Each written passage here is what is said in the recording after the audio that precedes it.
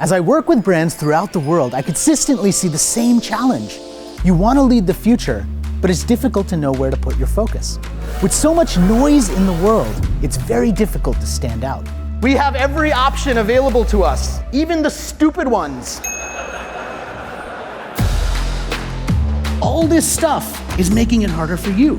So we create RSS feeds and filters and try and consume as much as we possibly can. And a lot of times we think, well, let's just read the right materials, let's study the right things, and we can predict this disruption, right? We can track where the disruption is going to come from. And then disruption turns out to be goat yoga. How do you take all of this and predict the future? The answer to this challenge is non-obvious thinking. And non-obvious thinking is something that has driven the last 10 years of my life.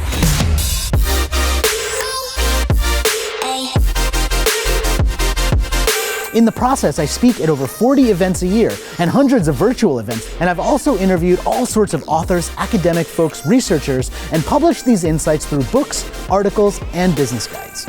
As a result, the brands we serve sell more, attract more creative minds, and they earn more attention in the market. So how do you learn how to do this? How do you learn to be a non-obvious thinker?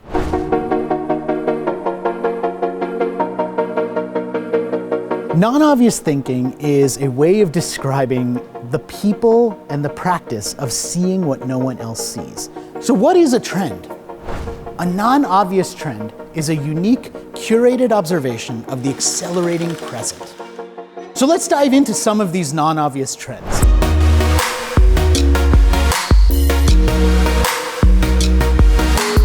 And so with every trend that I talk about, I pair it with what I call stealable ideas. And the stealable ideas are ways of taking a trend and making it something useful that you do something with.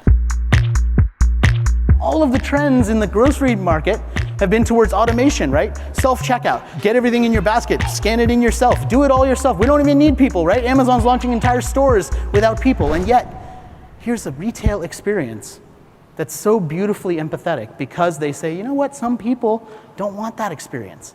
Some people want something more human. P&G is doing the same thing with herbal essences, redesigning their bottles to have these touch dots or lines. So anyone who had low vision could feel the bottle and tell whether it was shampoo or conditioner. And guess who else that was useful for? Everyone who has their eyes closed in the shower, which is literally everybody. So sometimes when you're designing based on empathy, you end up designing for everyone, and it works beautifully. One of the things that people love about the trends that I bring into my talk is that they're always applicable for every industry that I walk into. And ultimately, they're learning the skill set of becoming non-obvious thinkers. And it really brings it to life for them in terms of how do they take these trends that they learned about and the practices of becoming a non-obvious thinker and use them in their daily lives. What if we could be the ones who see the world because our heads are up, who could be more observant? What if we could be the ones that see the patterns that no one else sees?